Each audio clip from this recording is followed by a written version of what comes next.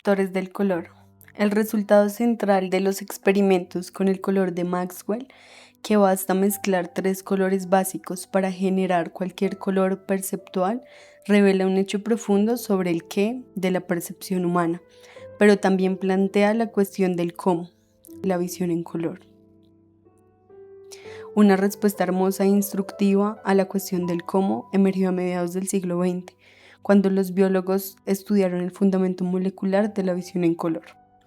Tiene gracia que los físicos resolvieran la biología y después los biólogos resolvieran la física.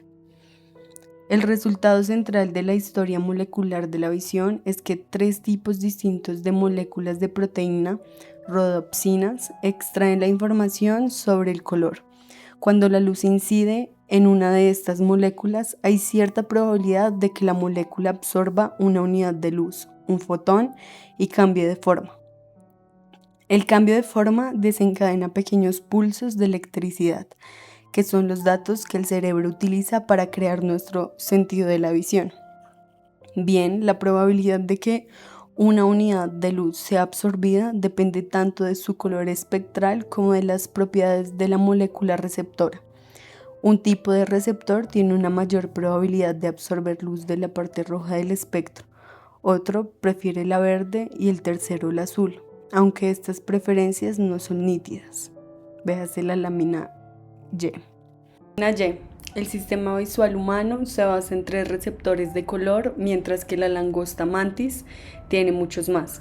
Esta representación de las respectivas curvas de sensibilidad espectral da una idea de los superiores recursos de color de las langostas mantis. Con los niveles de iluminación habituales hay montones de fotones, así que hay muchos sucesos de absorción y esas probabilidades se traducen en tres medidas precisas de la cantidad de energía que contiene la luz entrante, promediada sobre los tres rangos espectrales diferentes. De esta forma nos volvemos sensibles no solo a la cantidad total de luz que llega, sino también a su composición. Si es luz roja espectral, estimulará el disparo desde los receptores rojos, más que desde los otros, y ello resultará en una señal totalmente diferente de la que produciría una luz azul espectral, que, por supuesto, estimula más a los receptores azules. Por otro lado, cualquier tipo de luz entrante que tenga la misma capacidad para estimular cada una de las tres clases de receptores, en otras palabras, que genere los mismos tres promedios ponderados, será visto igual por cada uno de nuestros receptores de color y resultará, por tanto, en la misma percepción visual. Hacen falta tres números para tener una concordancia. En eso, las moléculas concuerdan con las peonzas del color. Variedades de visión en color. Ahora que sabemos qué buscar, qué está en oferta en la señal entrante, podemos explorar el mundo biológico contando receptores y midiendo sus propiedades de absorción para ganar nuevas perspectivas sobre la percepción del color. Los mamíferos en general tienen una mediocre visión en color. El rojo de la capa del torero es para beneficio de los espectadores humanos, no del toro, porque los toros solo perciben tonos de gris. Los perros lo hacen algo mejor, ven un espacio bidimensional de colores. Podemos reconstruir el punto de vista que tiene el mundo un perro como en la lámina X, basada en los dos receptores de los perros. Con un poco de procesamiento de imagen sobre una imagen normal, para proyectarla de 3 a 2 dimensiones de color, podemos hacernos una idea aproximada de lo que se pierde en los perros y las personas daltónicas. Las personas daltónicas ven solo un espacio bidimensional de colores percibidos. Les falta una de las clases de proteína receptora o tienen proteínas mutantes con una discriminación mediocre. El daltonismo afecta a pocas mujeres, pero es bastante común en los hombres. Lo padece más o menos 1 de cada 12 hombres en el norte de Europa. Un daltónico puede cazar cualquier color en el círculo externo de una peonza de colores si solo hay 2 colores básicos, rojo y verde, digamos. En el círculo interno, véase la lámina 1. Se monta este disco en un cartón rígido y se hace girar deprisa sobre su centro, genera una mezcla de rojo y verde en el disco interior. y solo amarillo en el disco exterior, y es fácil comparar un color con otro. Podemos ajustar el brillo total de cada disco, incluyendo sectores negros que no contribuyen ninguna luz reflejada. Hay también mujeres que ven un espacio tetradimensional de colores, las tetracromatas. Tienen una proteína receptora extra que es una mutación de una de las habituales. Pueden discriminar entre mezclas de colores espectrales que la mayoría de la gente percibe como indistinguibles. Esta capacidad parece ser infrecuente y no ha sido muy estudiada. Con la luz escasa todos nos volvemos daltónicos. El color hace su entrada en nuestro mundo perceptivo al salir el sol y lo abandona cuando se pone. Esta es desde luego una observación común. La hacemos literalmente todos los días, pero a mí me parece una experiencia fascinante cuando estoy atento a ella, en los largos atardeceres veraniegos. Por otro lado, muchos tipos de insectos y de pájaros tienen 4 y hasta 5 receptores de color, incluyendo a veces la sensibilidad al ultravioleta e incluso sensibilidad a la polarización. Muchas flores poseen patrones vívidos en el ultravioleta para seducir a sus polinizadores. En el universo sensorial del color exploran dimensiones que eluden nuestra conciencia. Y luego está la langosta mantis o galera. En realidad no es una especie, sino un orden estomatopodos, con cientos de especies distintas que comparten muchos rasgos y siguen un estilo de vida similar. Son unas criaturas extraordinarias en muchos sentidos. Puede crecer hasta unos 30 centímetros y son predadores marinos solitarios. Se agrupan en 2 grandes variedades y arponeras, o perforadoras y boxeadoras, o trituradoras. Los 2 tipos golpean con asombrosa rapidez y gran fuerza. Son difíciles de mantener en acuarios porque pueden romper las paredes de cristal. Pero la característica más extraordinaria de la langosta mantis es su sistema visual. Según la especie, puede ver entre 12 y 16 dimensiones de color. Su gama de sensibilidad se extiende al infrarrojo y al ultravioleta. Véase la lámina Y. Que la langosta mantis ha desarrollado su peculiar genio para el color es una cuestión fascinante. Una respuesta verosímil es que lo usen para enviar mensajes secretos a otras langostas mantis. Lo que a mí me parece más probable es que utilicen sus propios cuerpos para hacer unas exhibiciones de color impresionantes, de las que nos perdemos la mayor parte, para publicitar su buen estado de forma a las parejas potenciales. Es como la cola del pavo real dopada con anabolizantes. En apoyo de estas ideas, podemos fijarnos en que algunas especies de langosta mantis parecen en verdad muy coloridas, incluso a nosotros, como vemos en la lámina Z. La especie de langosta mantis más avanzada visualmente es también muy colorida, como se ve en esta foto. Por supuesto, la foto solo representa el espectro de la langosta mantis para nosotros. Y que las especies con la visión en color más avanzada son por lo general las más coloridas. ¿Cómo pueden esos pequeños cerebros crustáceos manejar semejante chorro de input sensorial? Esta pregunta es ahora mismo objeto de investigación. A mí me parece probable que utilicen una técnica que los ingenieros de la información conocen como cuantificación vectorial, un término de la jerga que explicaré a continuación. Los humanos rellenamos nuestro espacio de color tridimensional de manera muy fina. Somos capaces de distinguir puntos cercanos en ese espacio y por tanto de experimentar millones de percepciones de color distintas. Las langostas mantis usan probablemente una representación de grano mucho más grueso, con inputs de grandes regiones de su espacio 16º dimensional, que producen el mismo output, mientras que nosotros podemos resolver puntos dentro de un espacio relativamente pequeño. Ellas localizan borrones que dividen un espacio mucho mayor.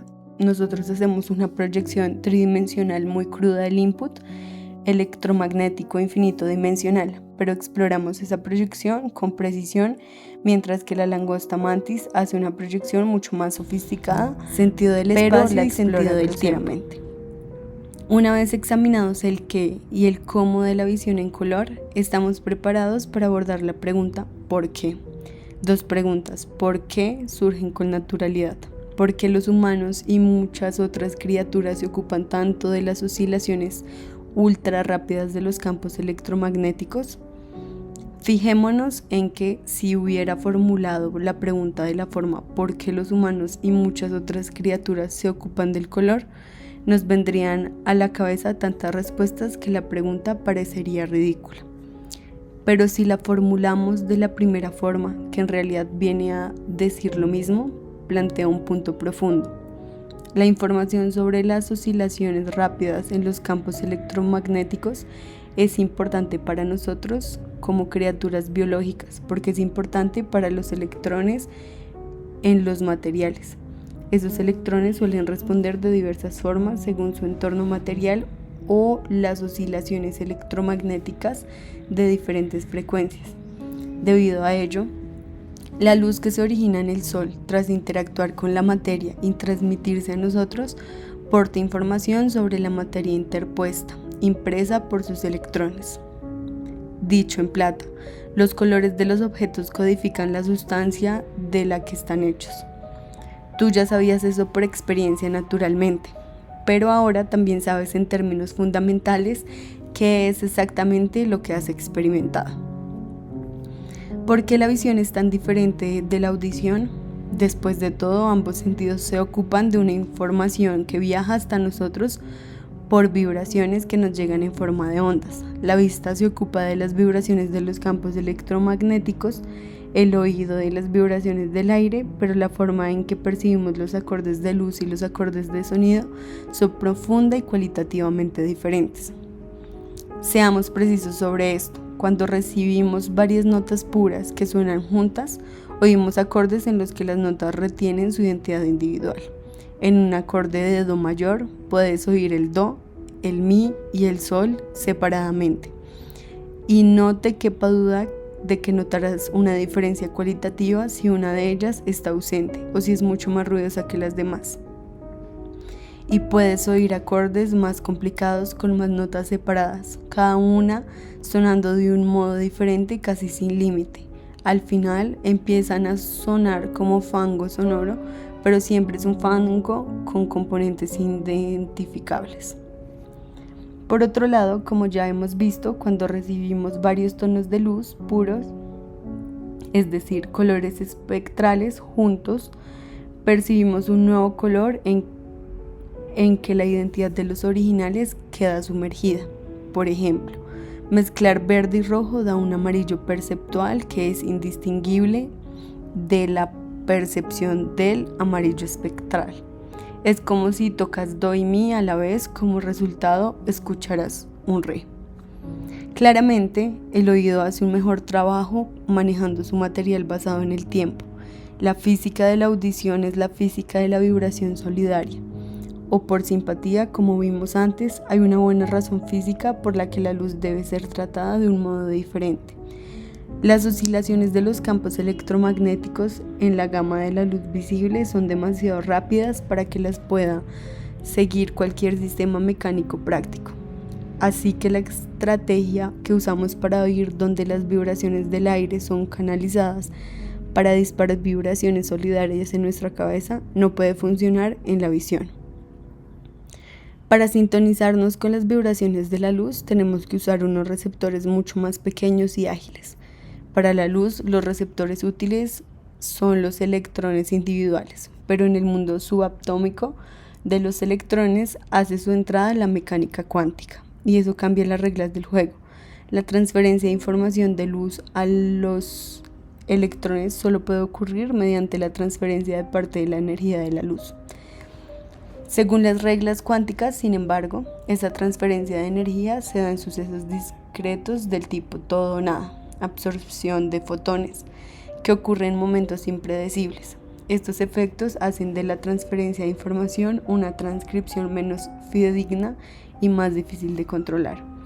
Y eso, cuando se analiza de modo más riguroso, explica por qué nuestra percepción de la estructura temporal de la luz, codificada como color, es más grosera que nuestra percepción de la estructura temporal del sonido, codificada como armonía musical. La culpa es de la mecánica cuántica. Con varios tipos distintos de receptores sintonizados a distintas características, rescatamos algo de la información temporal de la luz. Pero no hay un análogo visual de las membranas vibrantes del oído interno, donde para el sonido todo queda expuesto con nitidez, como en las teclas de una pianola.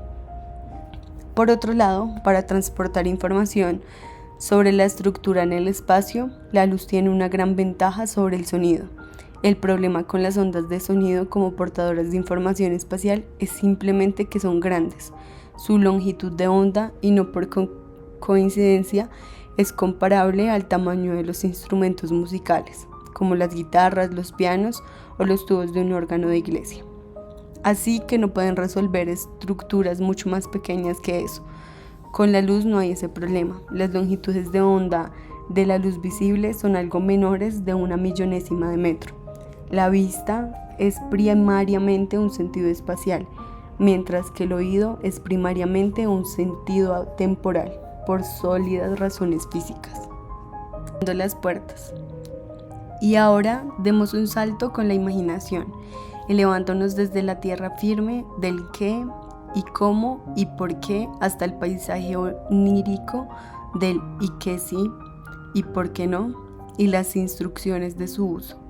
Nuestros ojos son unos maravillosos órganos sensoriales, pero se dejan mucho en el tintero, basándose en la información espacial que contiene la luz entrante, la dirección de los rayos luminosos entrantes fundamentalmente. Producen una secuencia de imágenes del mundo externo. Tal y como hemos explorado ya con cierto detalle, sin embargo, rescatan solo una pequeña parte de la información temporal que contiene la luz entrante y pierden por completo el registro de la polarización.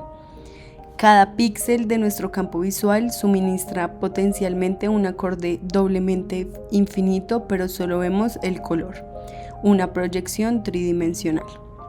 La mente humana es nuestro órgano sensorial definitivo. La mente ha descubierto que hay infinitos invisibles escondidos en la luz. Nuestra percepción del color proyecta el espacio doblemente infinito dimensional del color físico en el muro tridimensional de nuestra caverna interior. La mente humana es nuestro órgano sensorial definitivo. La mente ha descubierto que hay infinitos invisibles escondidos en la luz. Nuestra percepción del color proyecta el espacio doblemente infinito dimensional del color físico en el muro tridimensional de nuestra caverna interior. ¿Podemos escapar de esa caverna para muestrear las dimensiones adicionales? Creo que sí, y voy a indicar brevemente cómo. Mi filosofía: si la langosta mantis puede, nosotros también. Tiempo y daltonismo. Como aperitivo, consideremos una versión simplificada del problema que ya tiene importancia práctica. Conocemos con bastante precisión qué información se pierde en los daltónicos, es decir, el promedio concreto de intensidades espectrales que codifica la proteína receptora que les falta. ¿Cómo podemos recuperar esa información?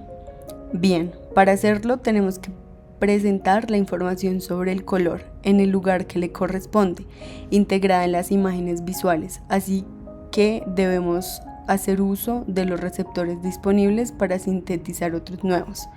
Y dentro de las imágenes queremos que la nueva información esté amarrada a los lugares correctos.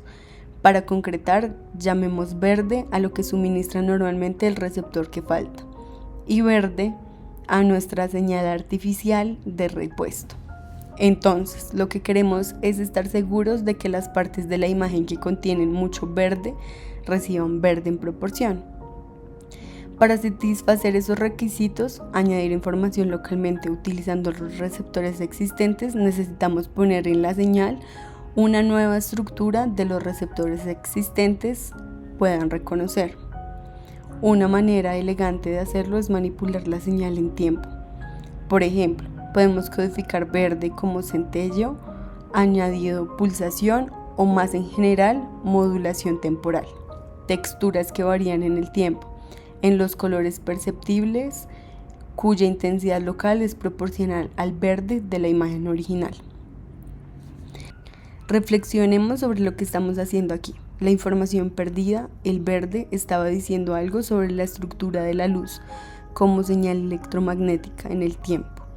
La estamos recuperando como verde, de nuevo una señal temporal, pero ralentizada para casar con el ritmo humano del procesamiento de la información. Estamos usando el tiempo y el cerebro para abrir las puertas de la percepción.